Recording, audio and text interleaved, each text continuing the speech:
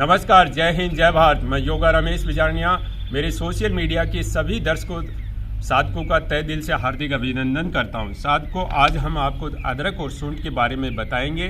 मैं हमेशा अदरक, सूंठ, हल्दी, धनिया, ये सारी की सारी जो चीज़ें होती है रासायनिक चीज़ें, इनको घर पर लाकर ही इनको कूटता हूं और फिर इसकी बाकी छाल जो मोटी रह जाती है या कूटने में सही नहीं रहती है, उस छाल को फिर मैं मिक्सी में पीसकर उसको छान लेता हूं और बाकी कचरे को बाहर फेंक देते हैं। तो इस तरीके से आपको घर पर ही अदरक सूंठ को लाकर कूटना पीसना होता है। अगर इस प्रकार आप अदरक को सूंठ को घर पर लाकर कूटेंगे, पीसेंगे, छानकर इसका उपयोग करेंगे तो आपके शरीर में कई सारी रोग बीमारियों को ख़त्म कर देगी। इस तरीके से मामदस्ते में कूट लीजिए। मैं साधकों दर्शकों हमेशा जो रासायनिक चीज़ें होती है उनको साबुत ही मार्केट से लाकर फिर घर पर इस प्रकार कूटता हूँ, फिर इनको छान लेता हूँ, बाकी छाल को मिक्सी में पीसकर छान लेते हैं और कचरे को फेंक देते हैं। और ये अदरक सूंठ के बारे में आज हम आपको द्रव्य गुण सिद्धांत के अनुसार बताते हैं।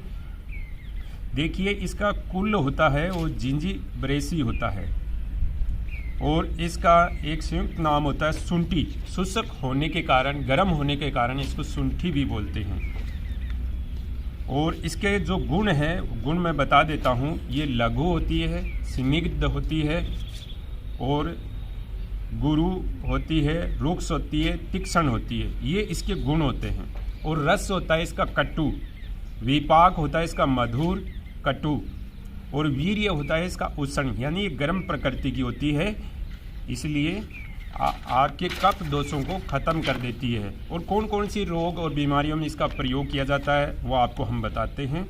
दोष प्रयोग के अनुसार ये कफ वात जन्य विकारों में प्रयुक्त होती है, यानी ये कफ रोगों को जड़ से ख़त्म करती है। और वात रोग हो तो उसमें भी ये फ़ायदा और लाभ प्रदान करती है आपको।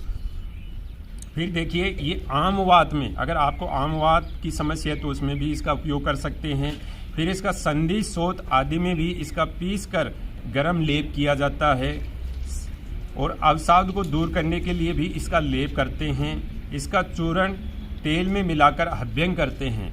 कई बार हम देखते हैं छोटे बच्चे को अगर लंग्स में, फेफड़ों में कोई इन्फेक्शन हो जाता है, सर्दी जुकाम लग जाती है, तो हमारी पुरानी माताएं, दादियां क्या करती थी, सूंठ को गाय के घी के साथ मिलाकर इस तरीके से मालिश कर दिया करती थी।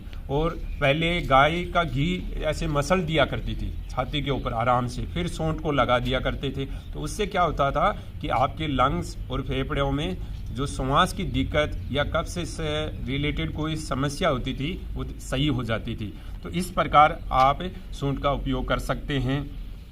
शोथ रोग में इसके चूर्ण का उदर्शन करने से लाभ मिलता है। और नाड़ी संस्थान के लिए ये समस्त वात व्याधियों में काम आती है और वात रोगों में भी इसका प्रयोग कर सकते हैं। पाचन संस्थान के लिए और देख लीजिए, अगर आपको अरुचि हो रही है खाने में, अगर आपको थोड़ा सा अग्निमंद हो रही है, अजीर्ण की समस्या हो रही है, कोष्ठवात की समस्या हो रही है, अगर उदर शूल की समस्या है या अर्श में भी इसका उपयोग कर सकते हैं आप। तो इतनी सारी कोई परेशानियां हैं, अगर इतने सारे कोई दिक्कत है, प्रॉब्लम है, तो उसमें भी सूंठ का, अदरक का आप उपयोग कर सकते हैं। अग्निमाद और अरुचि भोजन से पहले अदरक और नमक को खाने से आपको बहुत फ़ायदा मिलता है। जैसे हम बताते हैं ना कई बार कि भी खाने से पहले आप थोड़ी सी अदरक और सेंधा नमक मिलाकर थोड़ा सा उसका जूस लेना या उसका रस का सेवन कर लेना धीरे धीरे चबाकर, तो उससे क्या होगा, आपकी जठराग्नि प्रदीप्त हो जाती है, आपको भूख अच्छे तरीके से लग जाती है। तो ये आपके पेट के रोगों के लिए भी बहुत लाभदायक है।